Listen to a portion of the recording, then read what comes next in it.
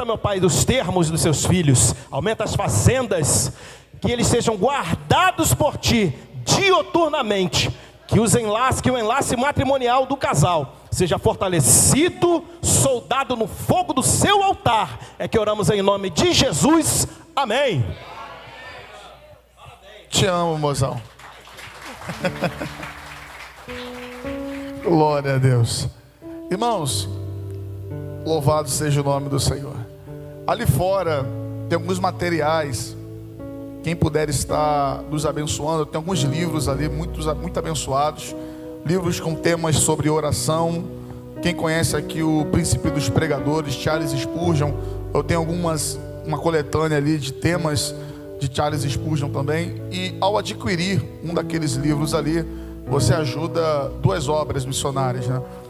Nós semana que vem iríamos fazer hoje, só que por conta do tempo decidimos adiar para domingo que vem, que seria uma ação social que nós fazemos de 2 em 2 meses, aplicando um corte de cabelo de graça para crianças, moradores de ruas e adolescentes, e também uma programação que nós temos aqui na rádio, bem aqui pertinho de vocês, na 87.9 FM, que eu inclusive convidei o seu pastor mais uma vez para estar lá com a gente dia 21. Ele não me confirmou não, está confirmada? Ah, então tá na benção. Dia 21 o pastor de vocês está lá com a gente mais uma vez no programa. Então quem puder depois estar passando ali, eu me encontro ainda desempregado na terra, mas trabalhando para o Senhor continuamente. E também você vai estar ajudando a minha vida também financeira e ministerial, tá bom? Cada livro ali custa R$30. Eu faço na promoção 2 por 50, tá bom? Abra sua Bíblia, por gentileza, no livro do profeta Ezequiel, no capítulo de número 1.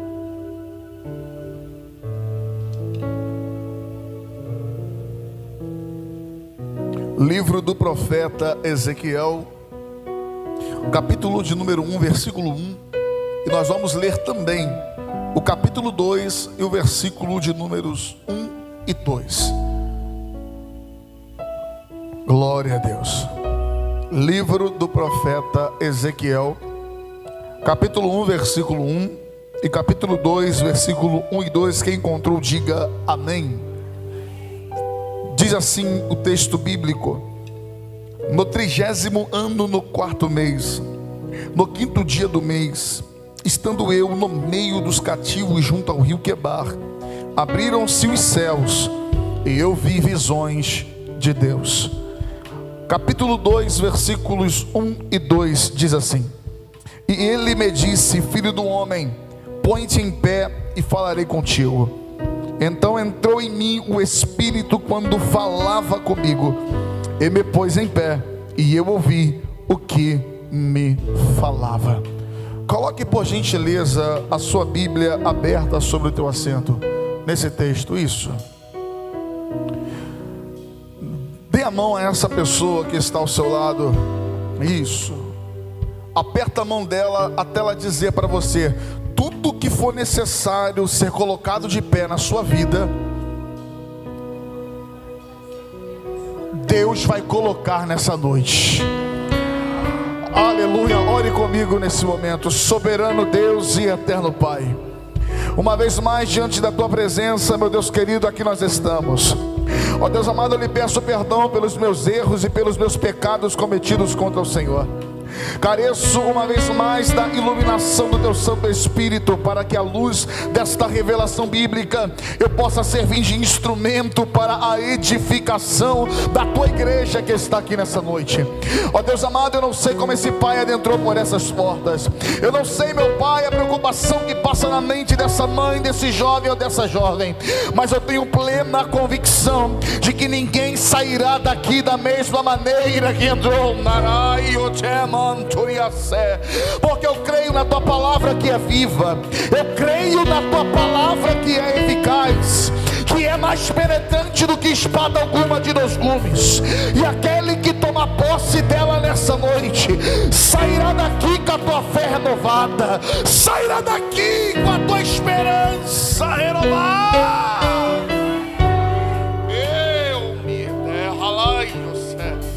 Por isso eu te peço, Senhor, fala conosco nesta noite. Importa que tu cresças e que eu diminua. Importa que tu apareça e que eu desapareça. Porque eu tenho certeza que se se há uma estrela que brilha aqui na Eclésia, essa estrela já tem o nome: Jesus Cristo de Nazaré. A Ele a honra, a Ele a glória e o louvor para todos sempre. Amém. Tome o seu assento, por gentileza. Isso, tome o seu assento.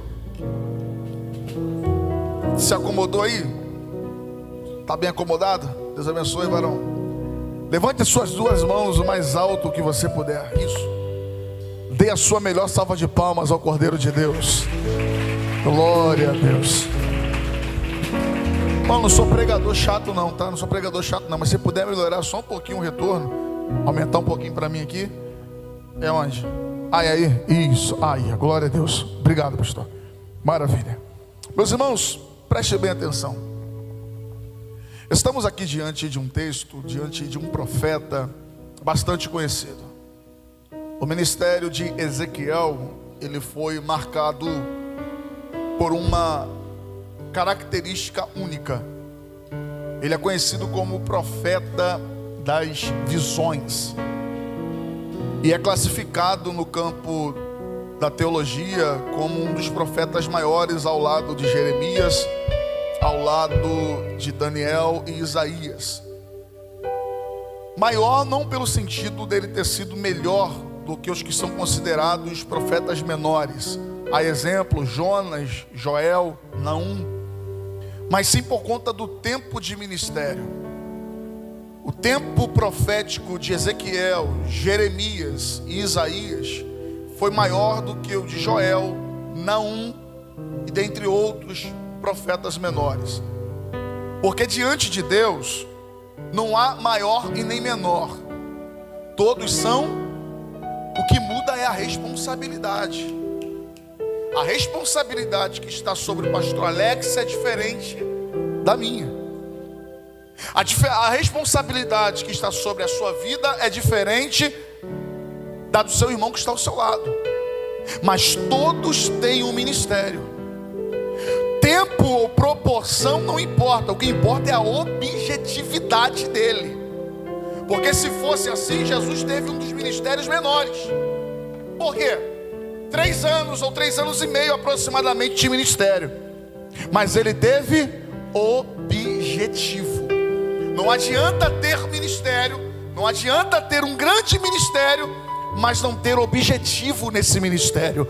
Jesus está dizendo para você, ainda que o seu ministério não tenha uma proporção muito grande, eu tenho certeza que ele tem um grande objetivo. Aleluia. Então Ezequiel é um dos homens da Bíblia que foi chamado com esse ofício profético. Mas o que eu quero ministrar aqui nessa noite, que o Espírito colocou ao meu coração, é justamente o momento que se inicia a chamada profética de Ezequiel. Preste atenção. Israel, povo de Deus, está passando por um dos seus piores momentos da sua história: o cativeiro babilônico. Cativeiro esse que foi responsável pela destruição do templo. Cativeiro esse que foi responsável pela destruição da cidade de Jerusalém. Cativeiro esse que tirou toda a liberdade do povo. Nós estamos aqui inseridos num contexto em que podemos dizer que é um dos piores cenários da história de Israel, ou do povo judeu. Por quê? Se você tiver a oportunidade hoje de conversar com um judeu e perguntar para ele de toda a sua história, de todas as perseguições, de todas as atrocidades que o povo de Deus já passou, qual foi o seu pior momento? Ou qual é o que você considera o pior? Eles vão dizer 2 eventos: o holocausto ocasionado por Adolf Hitler e o cativeiro babilônico. Tanto é que o cativeiro babilônico foi responsável por existir o Salmo das Lamentações de Israel. Porque eles estavam justamente às margens do rio Quebar, pendurando as suas harpas, lembrando-se de Sião. A única coisa que o povo tinha diante desse contexto era lembranças de um tempo maravilhoso, em que eles tinham liberdade para ir ao templo, em que eles tinham liberdade para adorar, em que eles tinham a liberdade para exercer a sua chamada. E é justamente num contexto como esse que a chamada profética de Ezequiel começa. Porque por herança de seu pai, por ser filho de sacerdote piso, ele herda a chamada sacerdotal.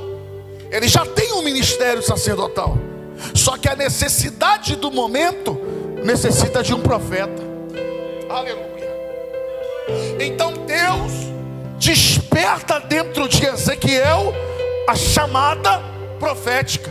Mas o momento não é oportuno, mas Deus está gerando a chamada. Mas o momento é de perseguição, mas Deus está gerando a chamada.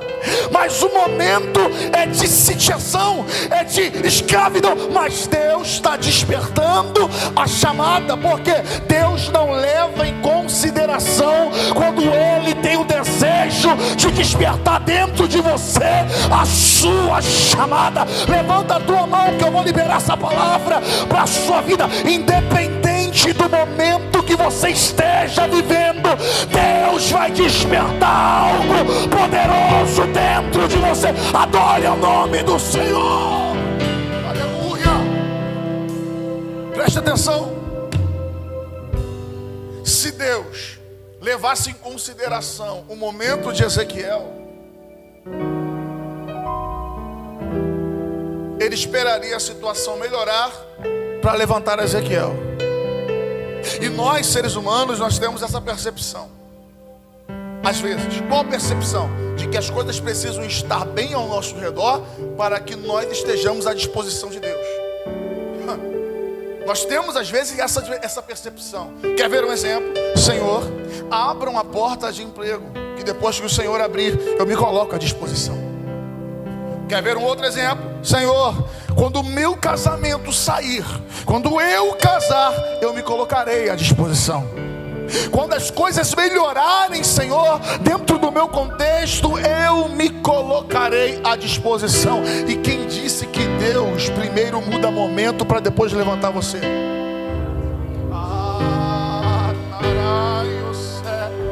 Eu estou sentindo a presença dele aqui. Sabe por quê? Talvez você entrou aqui nessa noite com essa percepção. Qual a percepção? Senhor, mude a minha realidade. Senhor, mude o meu momento. Senhor, mude o meu quadro financeiro. Senhor, mude o meu quadro sentimental. E Deus vai dizer para você: eu não vou mudar nada disso agora, porque primeiro eu quero usar esse momento para despertar algo poderoso dentro de você. Aleluia. Catuque esse teu irmão que está ao teu lado e diga para ele: Deus não vai mudar o seu momento, porque Ele está usando esse momento para despertar o profeta que está em você. Aleluia. Você pode aplaudir a esse Deus.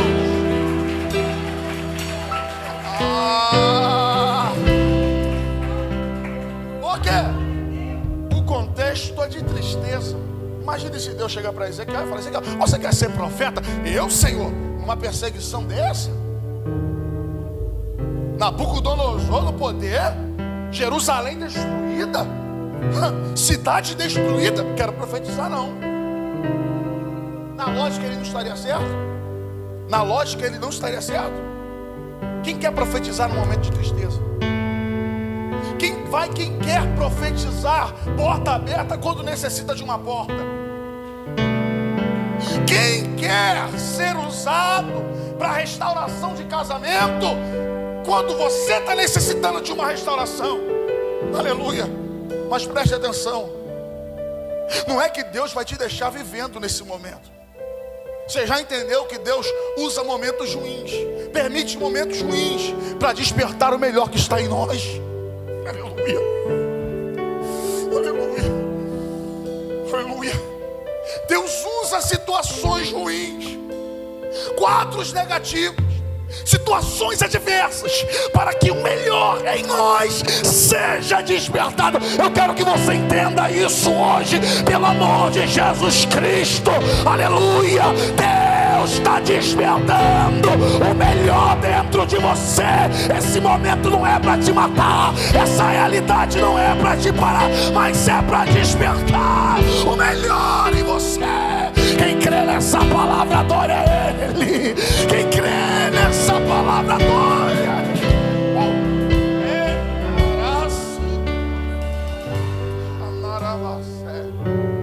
Mas espera aí, mas você não sabe o que eu estou vivendo, né? Não sei. Você não sabe o que eu passo com meu filho em casa? Não sei. Você não sabe o que eu estou passando com meu esposo em casa? Não sei. Você não sabe como é que está a minha despensa? Não sei. Mas você também não sabe como está a realidade desse que está falando isso para você. O que é isso, Everton? Então você está me dizendo que eu vou viver isso? Não. Estou dizendo que o que você está vivendo tem um propósito diferente. Deus não nos chama, quem lembra da última pregação, da primeira pregação que eu vim aqui, para ficar mas sim para passar. Então qual é a intenção de Deus? De querer usar o momento cativeiro para despertar o profeta que está em Ezequiel. Quem lembra de Ezequiel 37? Quem é que Deus está levando em visão aos vales de ossos secos? De quem é a boca que Deus está usando para profetizar sobre o exército de Deus? A realidade de Ezequiel é essa: ele está cercado de um exército morto espiritualmente. Ele está cercado de algo que aos olhos dele não tem possibilidade de viver. Por quê? Quando Deus vira para Ezequiel e diz: Ezequiel, tu pode esses ossos secos já viverem? Ele vai, mesmo ele num diálogo com Deus, diante de Deus, ele vai dizer: Senhor, tu sabes, eu não sei. E é justamente Ezequiel que Deus levanta para mudar o seu próprio momento. Acho que você não pegou isso não, vou repetir isso para você. O momento não está sendo mudado para despertar o melhor em você, para que o melhor que vai ser despertado em você mude o seu próprio momento. E eu pego na mão dessa pessoa com fé. Pega na mão dessa pessoa com fé. Ou seja profeta para ela. Diga para ela: Deus está despertando o melhor em você, para que você seja a boca profética para mudar o teu momento. Quem acredita nisso? Eu vou te dar 10 segundos para você adorar a esse Deus. Eu sou pentecostal, gosto de barulho. Deus também gosta de barulho. Levanta a tua mão para adorar. Vou te dar 10 segundos para você adorar a esse Deus. 10, 9, 8, 7, 6, 5, 4, 3, 2. Só quem crê que o melhor está sendo despertado em você, levanta a tua mão para adorar. Meu Pai, você pode aplaudir a esse Deus? Eu estou sentindo uma presença de Deus aqui muito poderosa.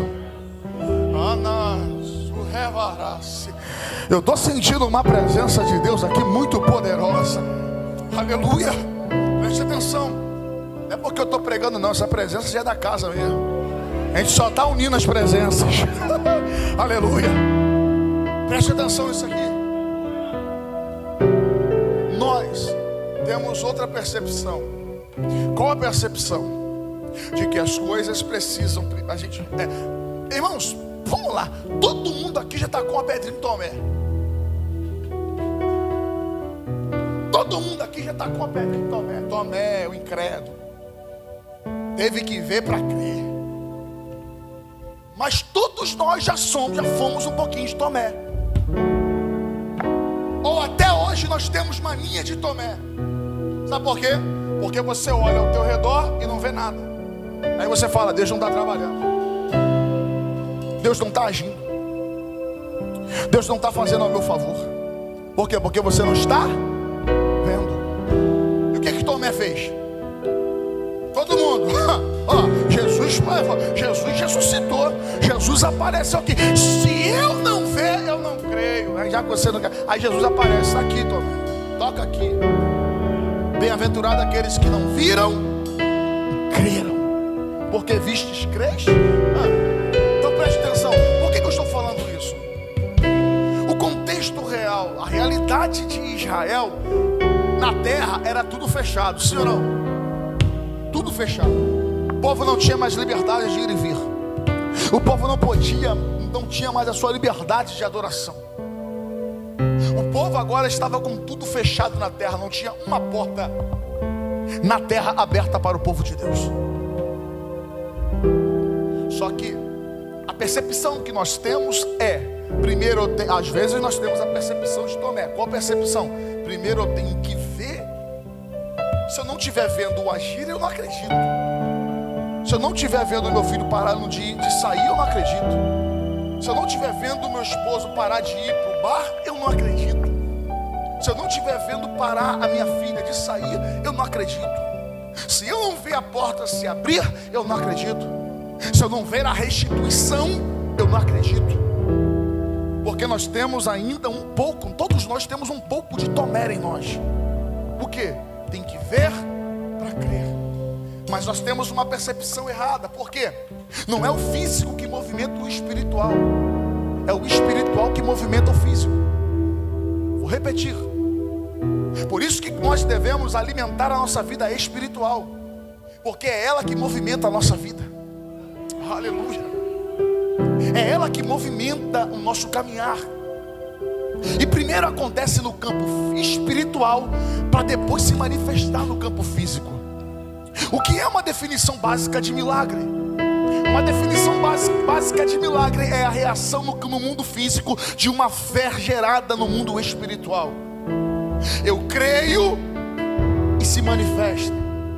Por isso que eu contesto um pouco a epígrafe que diz lá, o milagre da grande pesca. A grande pesca não foi milagre, foi consequência de um milagre que foi gerado em Pedro. Porque se em Pedro não é gerado, nada acontece no mar. Então você já entendeu aqui comigo um raciocínio rápido, que primeiro acontece no espiritual, para depois acontecer no... Vamos lá, primeiro no espírito, depois no... De novo para ficar bonito, primeiro no... E depois no... Então vamos lá, vamos para o texto. Ezequiel está junto aos cativos do rio Quebar. Está junto não quer dizer que estava chorando. Ele está ali no meio. Aleluia. Está no meio não quer dizer que está se contaminando. Estava todo mundo chorando, mas Ezequiel está ligado. Está todo mundo chorando que as portas da cidade estavam fechadas. Estava todo mundo chorando que Jerusalém estava destruída. Estava todo mundo chorando que não tinha nada aberto na terra para o povo de Deus mais. Mas Ezequiel estava ligado.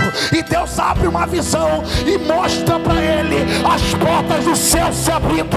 Se você entendeu que primeiro acontece no espiritual, é Deus dizendo: eles não estão vendo nada, mas eu já estou abrindo as portas. Eles não estão enxergando nada, mas eu já estou abrindo as portas. Aleluia. E se o raciocínio é que primeiro acontece no espiritual, para depois acontecer no físico, eu creio que o mundo espiritual nessa noite já está se movimentando ao seu favor. Aleluia. Tem portas no mundo espiritual se abrindo ao teu favor, quem crê. Tem coisas, aleluia, tem bênçãos espirituais sendo derramadas sobre a tua vida, quem crê. Aleluia. Tem maravilhas espirituais acontecendo sobre a sua vida nessa noite, quem crê. E se está acontecendo no teu mundo espiritual, breve vai se materializar no teu campo físico. Aleluia. Aleluia.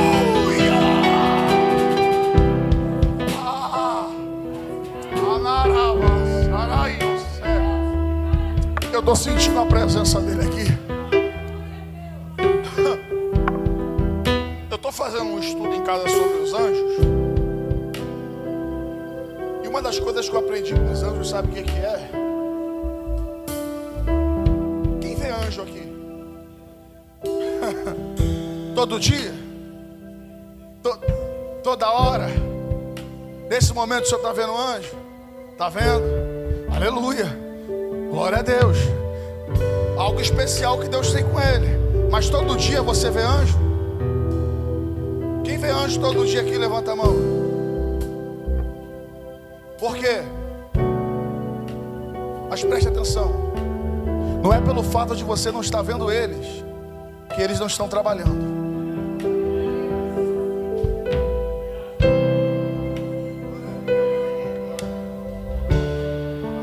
Não é pelo fato de você não estar vendo eles que eles não estão adorando.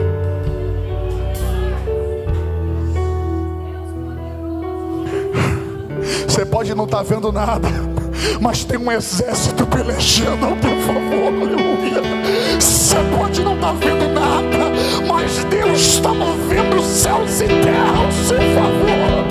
Você não pode estar sentindo nada, mas Jesus está ao seu favor. Levanta a tua mão para adorar, abre a tua boca para adorar.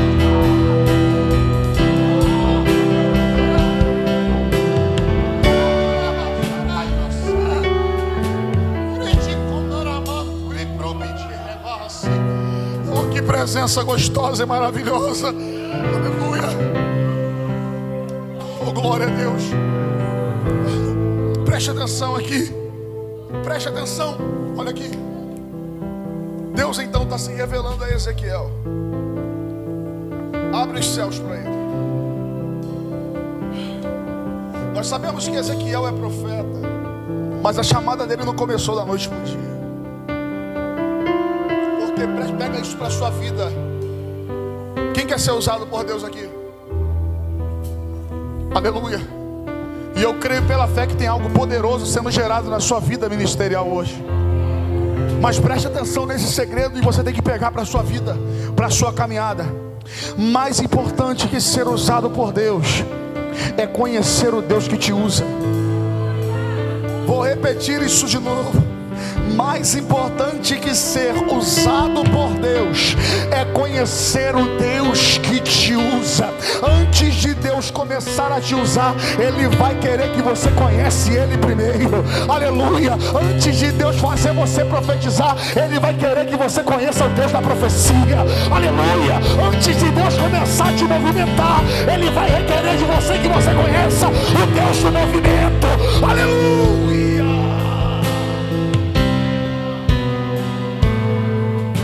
Então Deus vai se manifestar a Ezequiel em 3 visões. Quantas visões? Quantas visões? A primeira, a visão dos querubins. A segunda, a visão das grandes rodas e rodas dentro das rodas. E a terceira visão, a visão da glória de Deus. Nas 3 visões, Deus está se manifestando e se revelando a Ezequiel. Primeiro, quando Deus revela os querubins a Ezequiel, Deus está revelando a sua santidade. Aleluia. Ao revelar a santidade a Ezequiel, ele está dizendo: o Deus que vai te usar para profetizar é santo e requer daqueles que ele usa santidade. Sede santos, porque o Senhor vosso Deus é santo. Aleluia, aleluia. O segredo do sucesso do seu ministério está o quê? Na sua santificação. Deus não compactua com o erro. Deus não compactua com o pecado. Ezequiel, o Deus que vai te usar é um Deus santo. Segunda visão, a visão das rodas. A visão das grandes rodas, e rodas dentro de rodas, e olhos em volta das rodas. Nessas 2 visões, Deus revela 2 atributos únicos de Deus, ou da Trindade. O que? A sua onipotência, a sua onipresença e a sua onisciência. É Deus dizendo para Ezequiel, como ser humano, dá vontade de parar. Dá ou não dá? Dá ou não dá? Cadê o super crente para dizer que não? Como ser humano, tem hora que não dá vontade, que a gente chora, sim ou não? Não tem hora que a gente chora? Como ser humano, não tem hora que dá vontade de se esconder? É Deus dizendo: quando você pensar em se esconder, eu vou estar lá. Quando você pensar em olhar para trás, eu vou estar sabendo. Aleluia. E aonde você estiver, eu estarei. Ainda que você vá para dentro de uma caverna, eu vou lá te buscar. E a terceira e última visão, Deus revela a sua glória, revelando o seu terceiro atributo, a sua onipotência.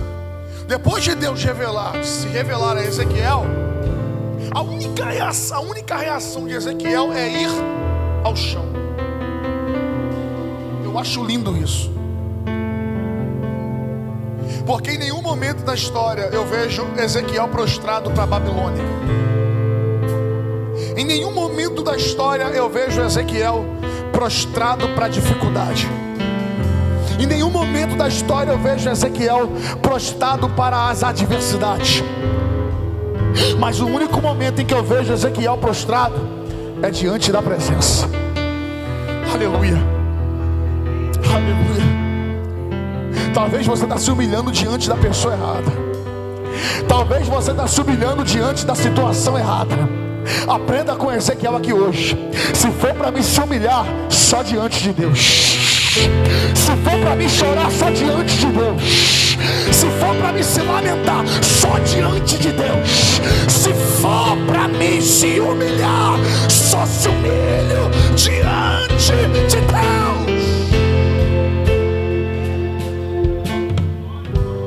E aí que entra, eu estou caminhando para o fim. E aí que entra um jargão que é usado, que os humilhados serão exaltados. Geralmente nós falamos isso quando nós somos às vezes humilhados por pessoas. Às vezes nós falamos isso com um tom de vingança. Está me humilhando hoje, mas os humilhados serão exaltados. Espera só para tu ver. Não me deu carona na chuva não, os humilhados serão exaltados. Deixa quando eu passar com a minha Land Rover, se eu vou te dar carona também. É ou não é? Quem nunca usou esse jargão, desse intuito, que atire a primeira pedra, irmão. Acho que a grande maioria já falou no fundo assim: os humilhados serão exaltados. Se você não falou, parabéns para você, glória a Deus. Porque não é nesse sentido que esse jargão, baseando naquele texto que diz: aqueles que se humilham, olha, aqueles que se humilham.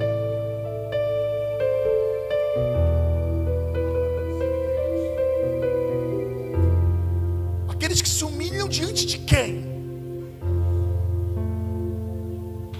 Aqueles que se humilham diante de quem? Deus. Esses são exaltados. Então, quando você se humilha diante de Deus, Deus te exalta. Quando você chora diante de Deus, Deus te consola. Quando você se entristece, está triste e vai na presença de Deus, cumpre-se na sua vida o quê? Que a tristeza na presença de Deus, a tristeza ela salta de alegria.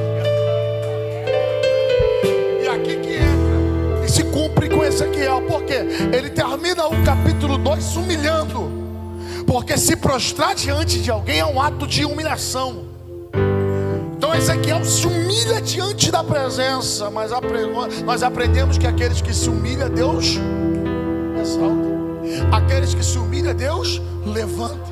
Quando você lê o capítulo 2, o versículo 1, logo de início está escrito: e ele me disse, filho do homem, põe-te em pé. Por quê? A presença que eu me humilho é a presença que me levanta. A presença que eu me humilho é a presença que me exalta. A mesma presença que me abate é aquela que me levanta. Aleluia. Está entendendo esse segredo nessa noite? E eu vou encerrar aqui. Por quê? A ordem foi dada para quem se colocar de pé. Para quem? Para Ezequiel. Sim ou não? A ordem foi dada para quem? Prepara o versículo 2 aí do capítulo 2 para mim, rapidinho. Deixa escondido aí, rapidinho. Se Deus está falando para Ezequiel, filho do homem, se coloque de pé, era para quem se colocar de pé? Ezequiel. O senhor quer me ajudar a pregar hoje? O senhor me ajuda a pregar? Qual o seu nome? Ivan. O que era para Ezequiel fazer? Seu Ivan, se coloque de pé, por favor. Se Deus está pedindo para Ezequiel se colocar de pé, era para quem se colocar de pé? Seu Ivan, senta por favor. Senta. Era para isso que Ezequiel deveria fazer. Mas não é isso que Ezequiel faz. Olha para mim. Ao ler a Bíblia, existem as verdades diretas, que é aquela que já está implícita, que já está bem nítido no texto. E aqui há aquelas verdades que você só consegue enxergar com os olhos espirituais, desde que não firam o texto bíblico. Revelação que os outros falam que recebe, que fere o sentido real do texto, não é revelação, é heresia. A revelação nunca pode contradizer o que o texto já está querendo dizer. Pegou isso aqui? Então quando eu falo para você que não é Ezequiel que se coloca, que a ordem foi dada para Ezequiel e Ezequiel não executa, porque algo acontece entre o versículo 1 e o versículo 2. Se eu disse para o senhor Ivan para ele se colocar de pé e ele sozinho se colocou, era Deus dizendo para Ezequiel: Ezequiel, se coloque de pé. Mas Ezequiel não consegue. Quando Deus vira para Ezequiel e fala: Ezequiel, eu quero você de pé, Ezequiel diz: eu não consigo. Mas Ezequiel, eu te quero de pé. Senhor, é impossível. Ezequiel, eu te quero de pé. Senhor, já disse que eu não consigo. Tá bom, Ezequiel, eu entendi que você não consegue. Já que você não consegue se colocar de pé, coloca o versículo 2 aí, por favor. Então entrou em mim o Espírito quando ele falava e quem colocou Ezequiel de pé? Calma aí. Quem mandou Ezequiel ficar de pé? Quem colocou ele de pé? Quem mandou ele ficar de pé? Quem colocou ele de pé? Da mesma forma Deus vai fazer contigo. Aleluia. Deus vai fazer com a tua casa. Deus vai fazer com o teu filho. Tem coisas na tua vida que está dizendo: eu não consigo ficar de pé, eu não consigo me levantar. Deus está enviando o Espírito nessa noite. E aquilo que necessita ser colocado de pé, Deus vai colocar. Quem crê nisso? Quem crê nisso? Levanta tua mão para adorar. Se coloque de pé por um minuto. Se coloque de pé por um minuto.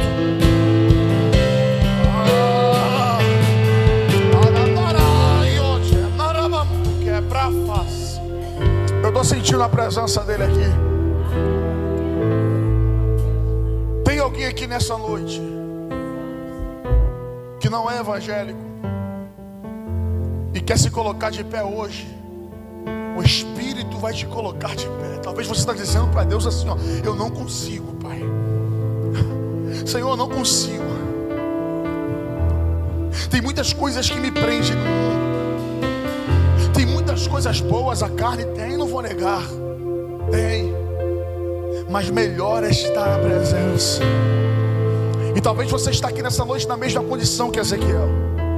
O momento não é muito bom na sua vida, mas Ele está usando esse momento para despertar o melhor em você, para que esse melhor que vai ser gerado em você mude o seu contexto. Você já entendeu aqui nessa noite que primeiro as coisas agem no campo espiritual para depois movimentar o seu mundo físico. Você entendeu aqui nessa noite que Deus, antes de te levantar, Ele vai se revelar a você, e Ele já se revelou aqui hoje. E você entendeu que Deus, quando Ele quer colocar alguém de pé, Ele coloca. E eu não sou de constranger ninguém, mas a oportunidade para você se colocar de pé hoje está aberta a você nessa noite. Aonde está você aqui nessa noite que quer entregar a sua vida a Jesus? Talvez você está dizendo aí nesse exato momento: eu não vou conseguir. Mas o Espírito vai te capacitar a executar, a permanecer firme. Tem alguém aqui nessa noite que quer renovar a sua aliança, ou quer voltar hoje para a casa do Pai, ou quer entregar a sua vida a Jesus hoje, reconhecer Ele como o único e suficiente Salvador? Aonde está você aí nessa noite? A morte venceste, o véu tu rompeste, a tumba vai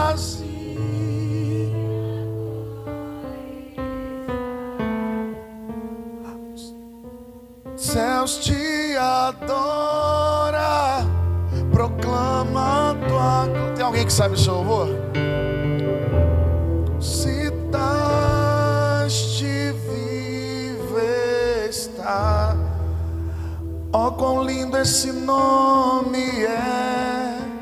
Ó quão lindo esse nome é. É esse nome que quer te colocar de pé. É esse nome que quer te colocar de pé.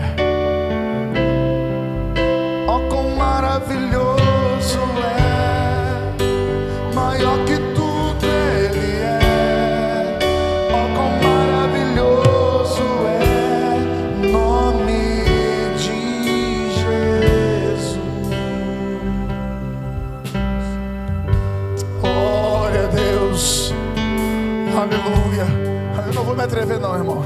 Só esse refrão mesmo. Não é minha chamada. Aleluia. Mas eu quero dizer que alguém morreu por você para te colocar de pé. E eu não vou insistir. Vou dar pela última vez. A você que entrou por essas portas nessa noite e quer entregar a sua vida a Jesus, a oportunidade está aberta.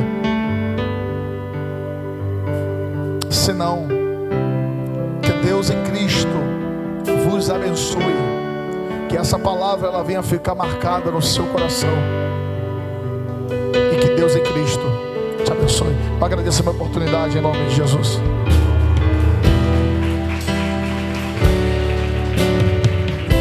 Glória a Deus. E aí, mulher, como é que a gente faz agora com essa conta que vai vencer? Com essas situações que eu tenho buscado, eu tenho entregue o recado de Deus, mas as coisas parecem que não fluem. Deus manda dizer ao casal que tudo está no controle dele.